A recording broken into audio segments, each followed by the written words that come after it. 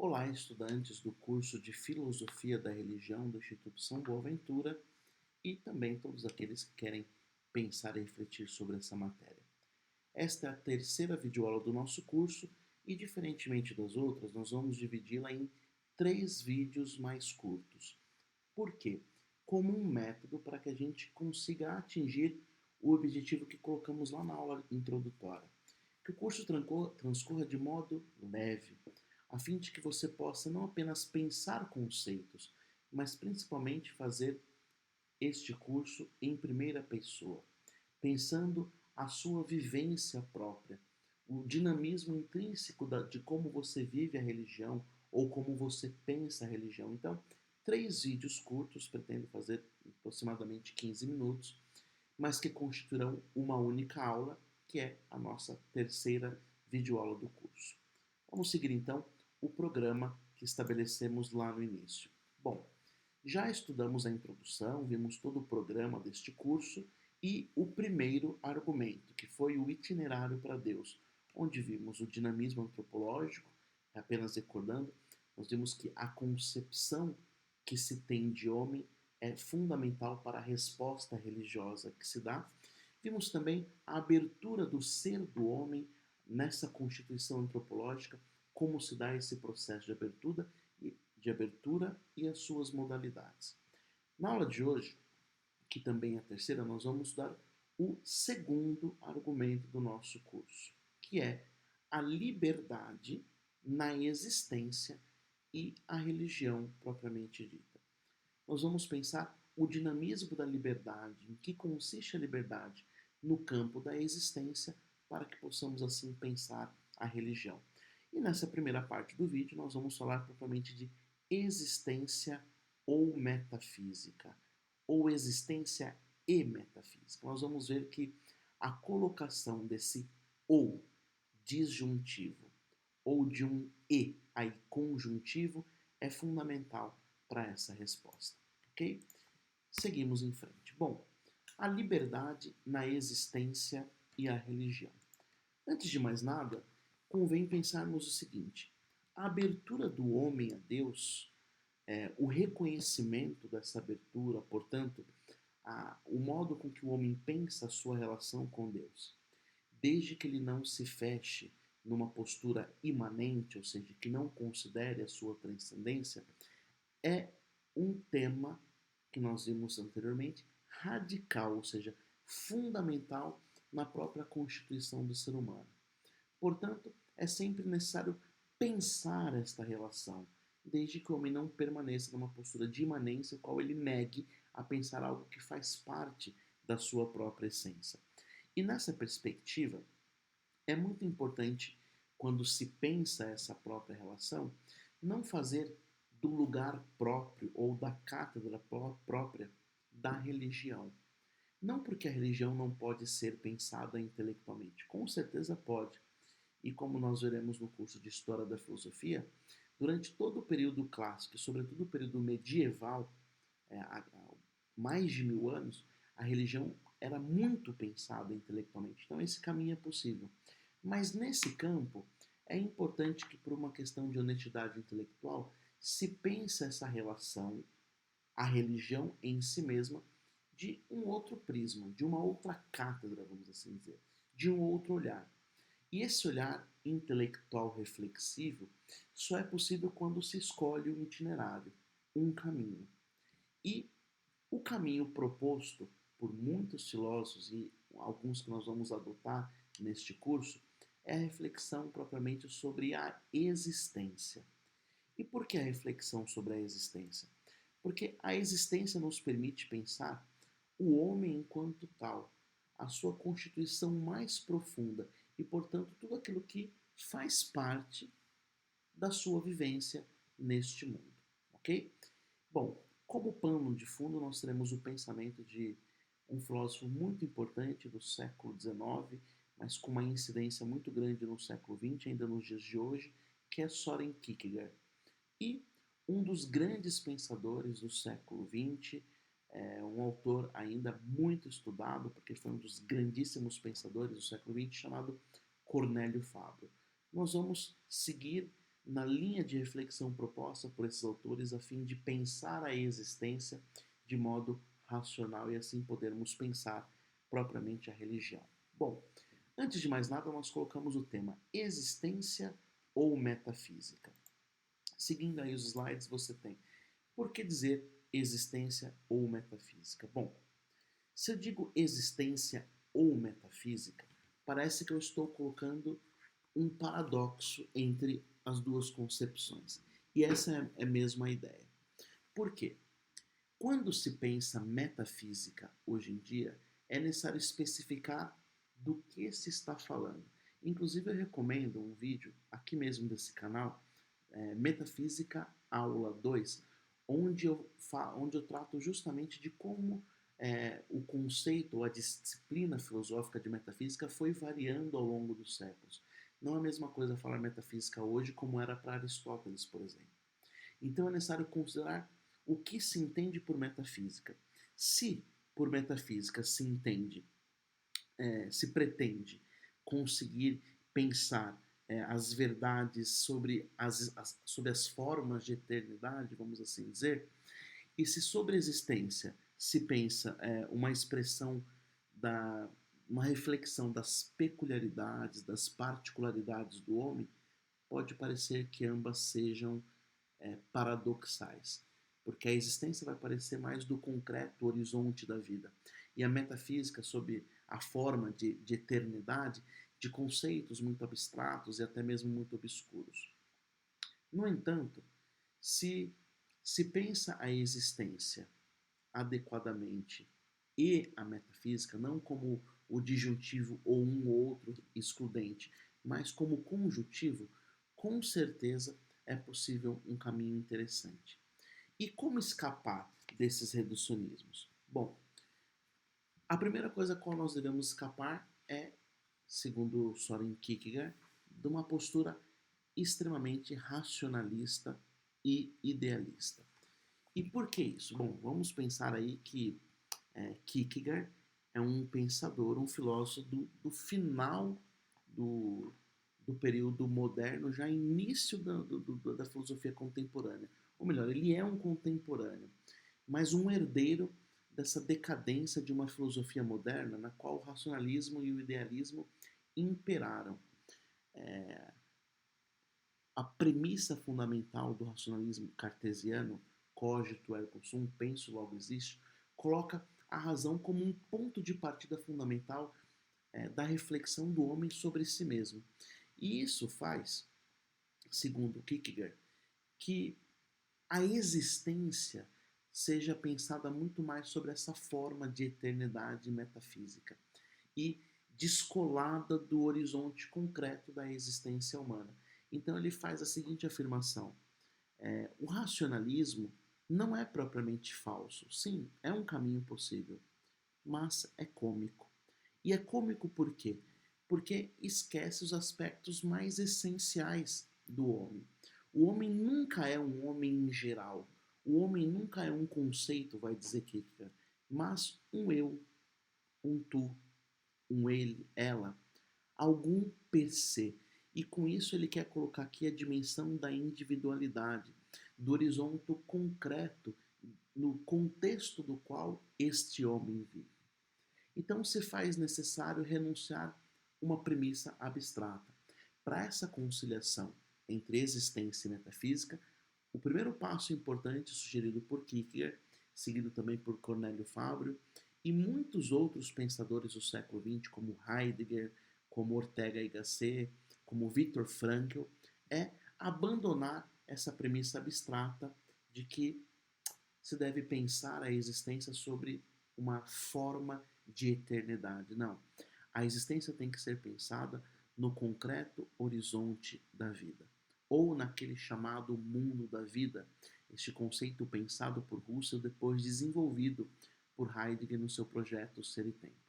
Bom, e aí, nesse sentido, a existência e a metafísica vão começando a se conciliar. Então, antes de mais nada, é necessário pensar o homem não como um conceito. E você que faz esse curso, o convite que eu faço a você é pensar em primeira pessoa. Portanto, não cair na tentação de pensar no homem em geral, mas no homem concreto, em primeira pessoa.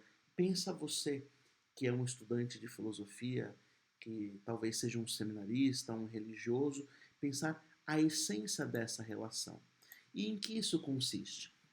Segundo Ortega y Gasset, pensar em primeira pessoa significa fazer do homem existente um protagonista da história. Em que contexto? No concreto, no temporal, não pensar no infinito, pensar neste horizonte temporal do mundo da existência, o mundo no qual se existe, das circunstâncias e situações às quais o homem se encontra efetivamente existente. Só assim é possível. Agora, uma outra pergunta que se coloca, se se entende isso como um pressuposto básico, quem é o ser humano existente? A resposta já foi dada na introdução. Não é um ser humano em geral. Não é um conceito abstrato do ser humano, porque fica muito fácil pensar assim. Inclusive, certas ideologias contemporâneas tratam justamente disso, porque quando você pensa no conceito de modo genérico, é muito fácil desconstruí-lo com apelos diversos. Porém, quando se pensa no concreto horizonte, na aceitação da realidade tal qual ela é, e aí sim depois um referencial teórico, com certeza um caminho é possível e a gente não cai em falácias ideológicas muito próprias da cultura atual. Vamos pensar aí em diversos tipos de ideologias políticas, sociais, éticas, de todo tipo e também, por que não dizer, religiosas. Voltando à pergunta fundamental, quem é o ser humano existente? Bom, aqui dois pensadores muito interessantes. O primeiro é Spinoza, um racionalista idealista. Ele vai dizer assim: Ordo ex connexio idearum est ordo et connexio rerum. O que ele quer dizer com isso?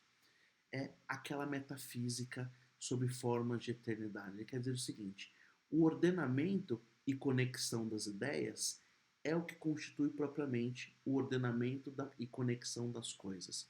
Como se os fatos procedessem do ordenamento das ideias. Mas não é verdade.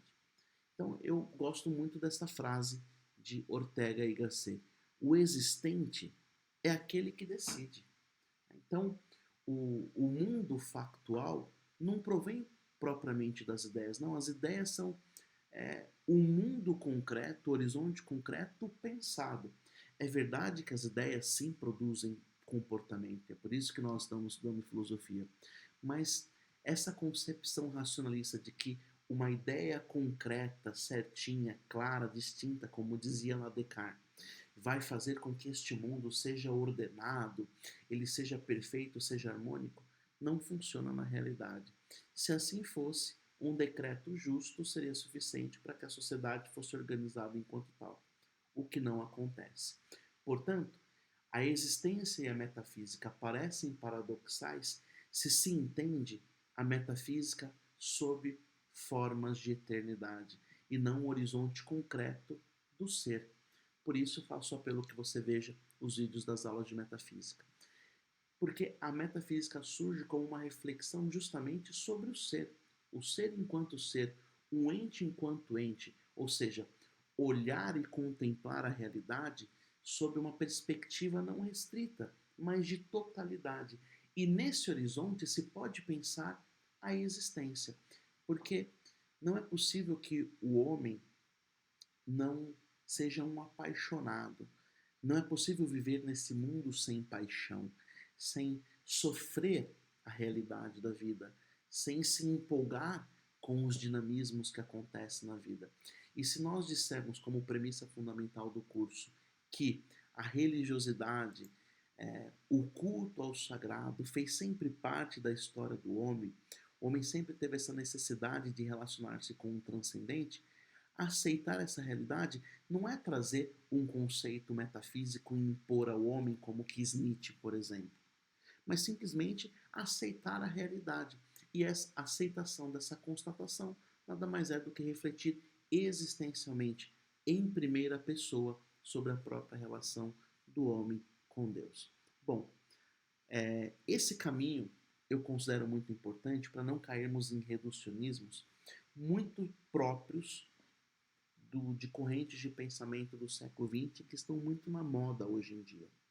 Quando nós observamos que Nietzsche hoje é um dos pensadores mais estudados e, infelizmente, muito pouco compreendido, se dá justamente por isso, porque o próprio Nietzsche não compreendeu essa distinção que estamos fazendo aqui. Nietzsche pensava a metafísica muito no sentido de Spinoza, como um ordenamento de ideias eternas, como se é, a outra vida, né, o ideal eterno, fosse o que determinasse o comportamento aqui. E com certeza existe a possibilidade de uma vivência religiosa dessa maneira. Porém, essa não é propriamente a essência da religião como um fato da vida, como um fato da existência humana enquanto tal.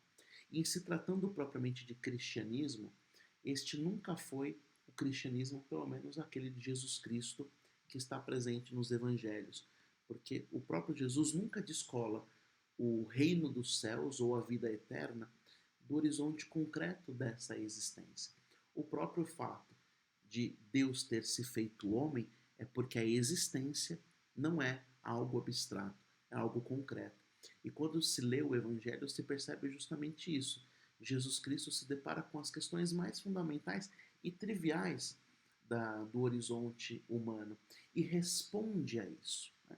Mas considerando não apenas o cristianismo, mas a religião enquanto tal, um caminho possível para essa reflexão intelectual, sem dúvida nenhuma, é conciliar uma reflexão sobre a existência e sobre a metafísica.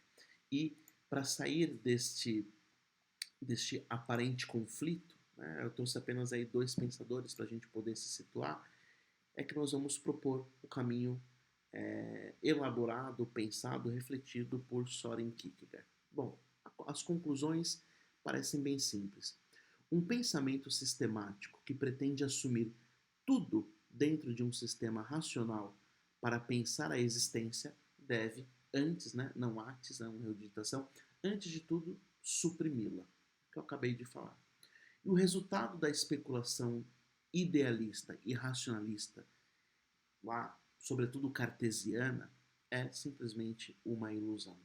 Pensar que o homem pode abstrair-se completamente, essa confiança absoluta na razão descolada da existência concreta, o chamado mundo da vida, faz com que o homem caia numa ilusão. Então, a resposta à pergunta existência ou metafísica é simplesmente uma concepção correta da metafísica como resolúcio. Esse contexto de resolúcios tomista é muito importante para essa conciliação. Se eu penso ser enquanto ser, a sua existência é uma modalidade desse ser. Portanto, acaba não havendo este conflito. E aí, quero terminar esta primeira parte da nossa videoaula de hoje com algumas frases do pensamento de Soren Kierkegaard que mostram este caminho possível de se pensar a existência no concreto cotidiano da vida humana. Assim diz ele, o homem não pode existir sem paixão. Essa paixão aqui não é no sentido erótico da coisa, amoroso, de como se entende hoje, mas paixão no sentido propriamente tomista, de sofrer as ações deste mundo. Não é possível viver, o homem não consegue existir sem estar profundamente afetado com os contextos que o cercam. O existir é, para o existente, o seu supremo interesse. Para aquele que existe, portanto, a própria existência é o único interesse que conta. Esse pensamento é muito de acordo com o que Nietzsche diz, a sua chamada filosofia do martelo, mesmo o seu niilismo. E é interessante que